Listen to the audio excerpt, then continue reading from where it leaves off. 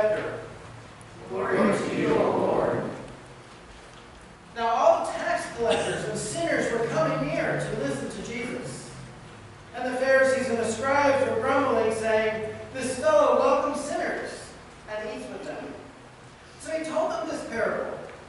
There was a man who had 2 sons. The younger of them said to the father, "Father, give me my share of property that will belong to me." So he divided the property between them. A few days later, the young son gathered all that he had and traveled to a distant country.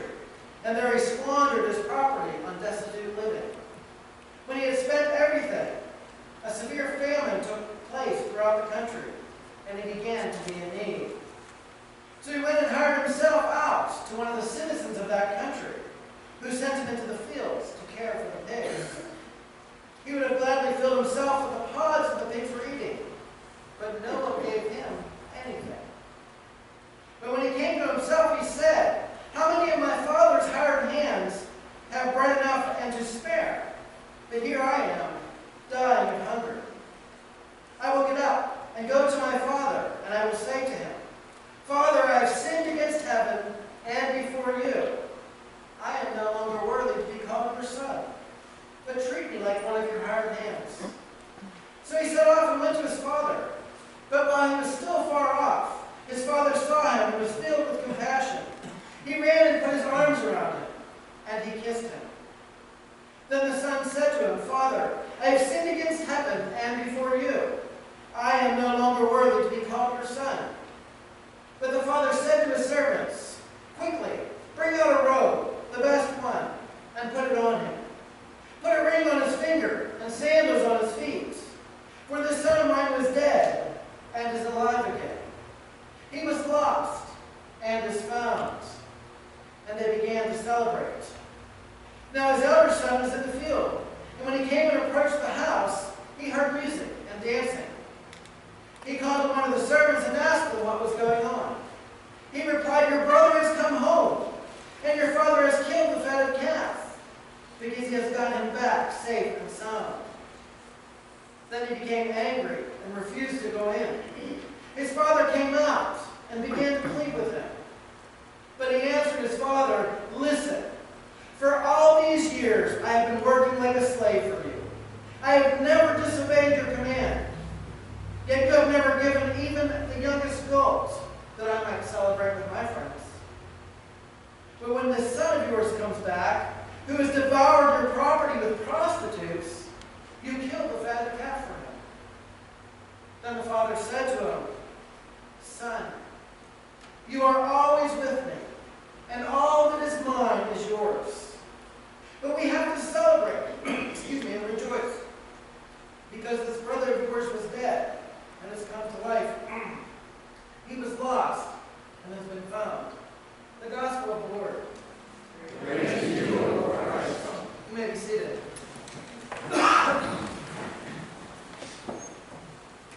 Delaney, do you want to come up and talk with me?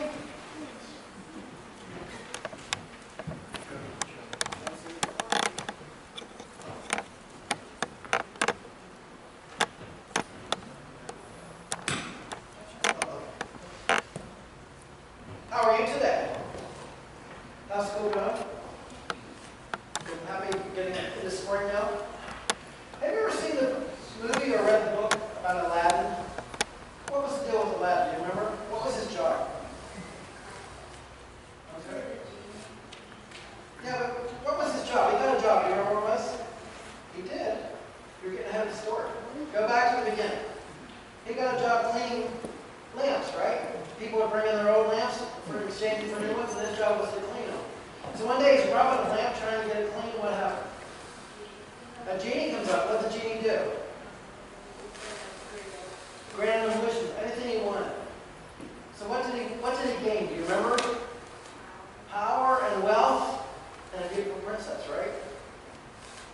What would it mean if I gave you a lamp and all your wishes could come true? What would you wish for?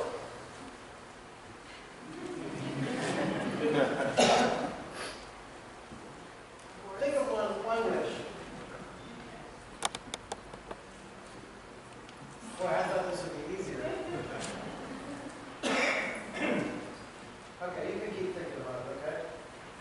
Do you think it would be neat if you could every wish you wanted to come true? Do you all agree with that? In our gospel lesson that I just read, the young man wanted everything he wanted, didn't he? He wanted all his money. He wanted to be able to travel and see the world. And he didn't want anyone to be the boss of him. He wanted to do what he wanted to, didn't he? So what happened? He didn't have a magic lamp to do that. He went to his dad and said, what? He went to his dad and said, give me my inheritance. Give me all that would be coming to me. And then he went and he lived life and did everything he wanted to do. And probably had lots of friends because he had lots of money, right? Because when you have lots of money, you have lots of friends that you want to share your good time and wealth with.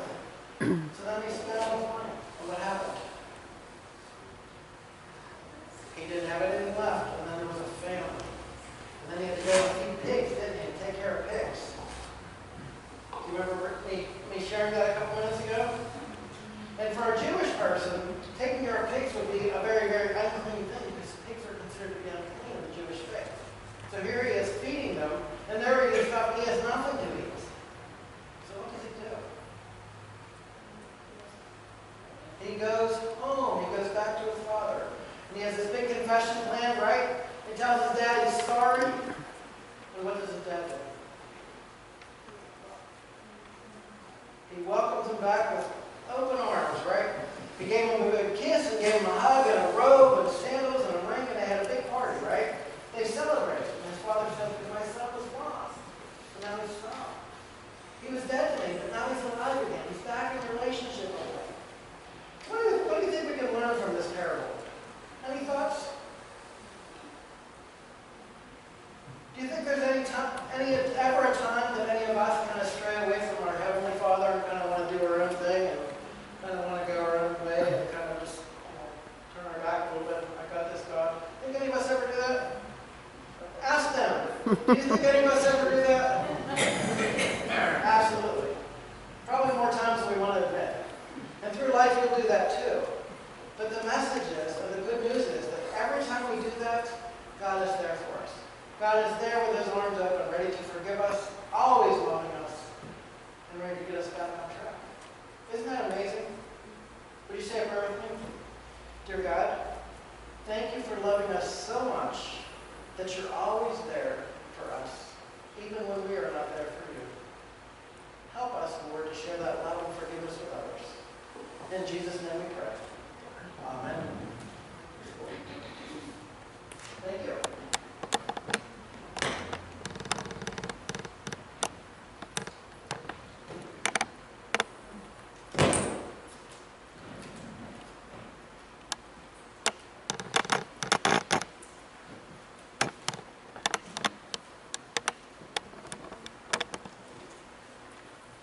Grace, peace, and mercy be to you from our Lord and Savior, Jesus Christ.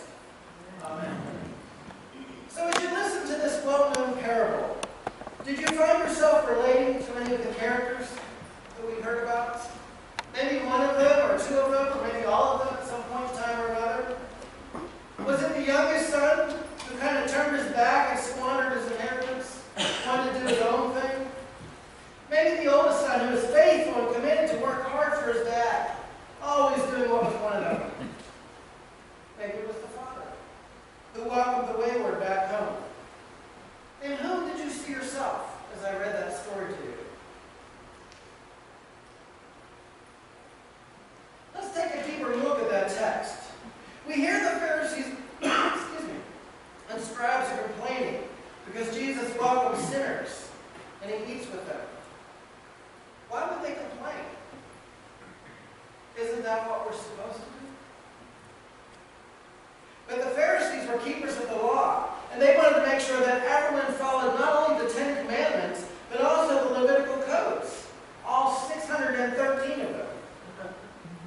People were taught the way to God was to follow the rules and the laws. The keeping the law meant one was being made pure and holy. What we might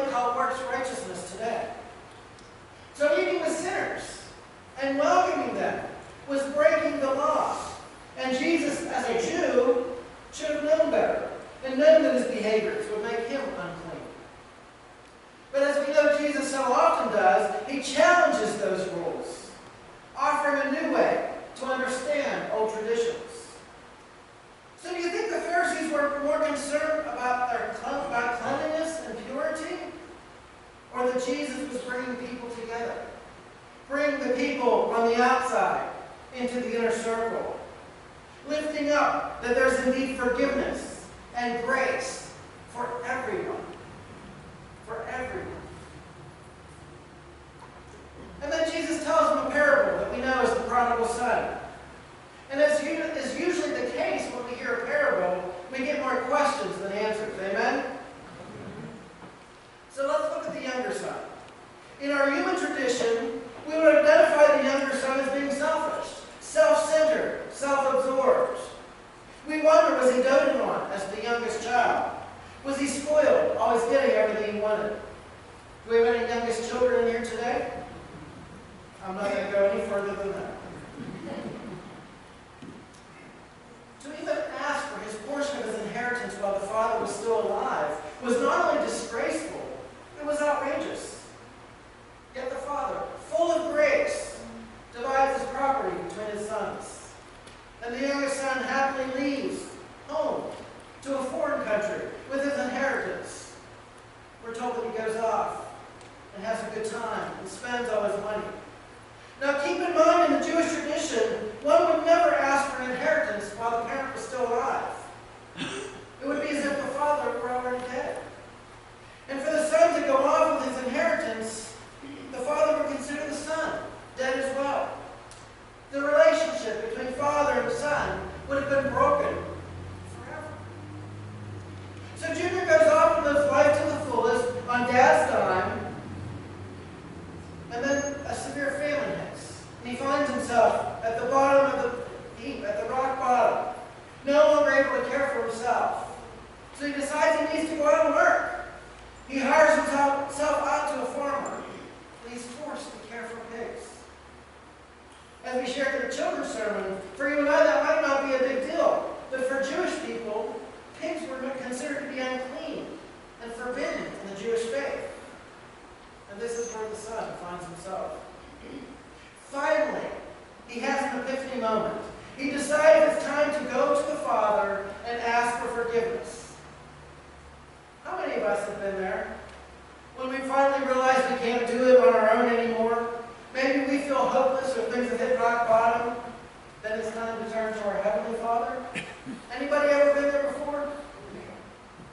Probably more times than we care to admit. But he begins to practice his confession.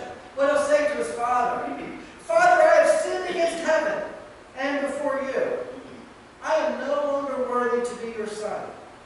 But please, treat me like one of your hired hands. Now we don't know what's in his heart, but in verse 17 it says, he came to himself. He came to himself. What do you suppose that means? Was he now aware of how wrong he was? Asking for his inheritance? Did he realize just how selfish he has been? Did he find out the grass is not always greener on the other side? Was he truly sorry and repentant? Or was he so desperate, so hungry, so broken, that he could only think of himself and how he could return to his father and his homeland? We don't know. But thanks be to God, we don't have to know. What matters is, he did return to his father. And his father welcomed him with open arms. We're told that even before he could see the house, the father ran out to greet him. Grace and forgiveness prevails. The father runs out to greet his lost, wayward son. The son is forgiven. I'm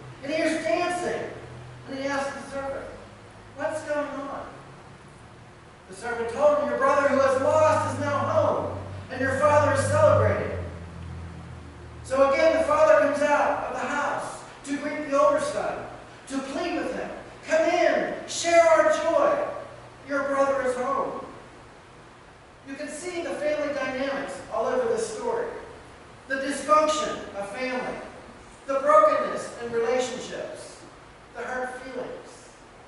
This son appeared to be self-centered as well. He told his father how faithful he had been all these years, working on the farm, and not even getting the youngest goat as a sacrifice so he could celebrate with his friends. Do you suppose the older son was jealous? Hurt? Angry? Maybe he wanted to elevate himself above his other brother and the eyes of his father. Excuse me. Again, there is no clear answer. There's only more questions that we can ask. But when we read between the lines, we see the truth. The lesson that this parable teaches us over and over again through the centuries.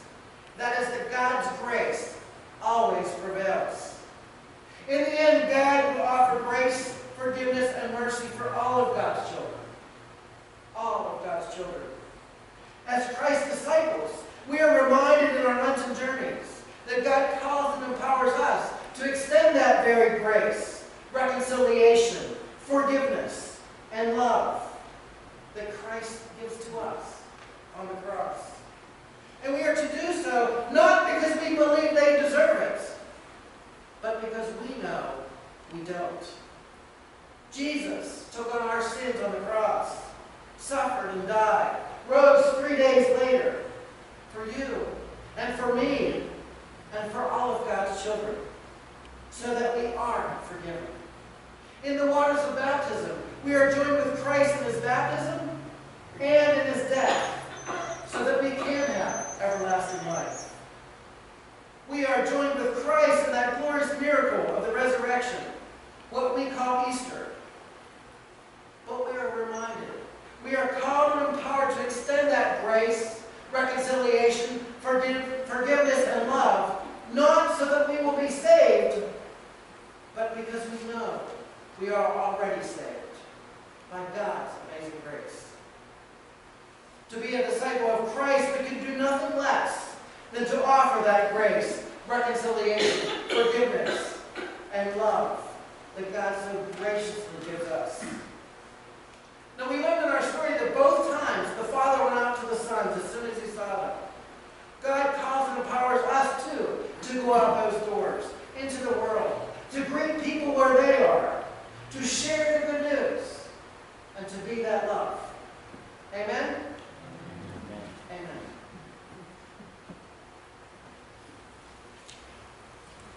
Our hymn is number 779.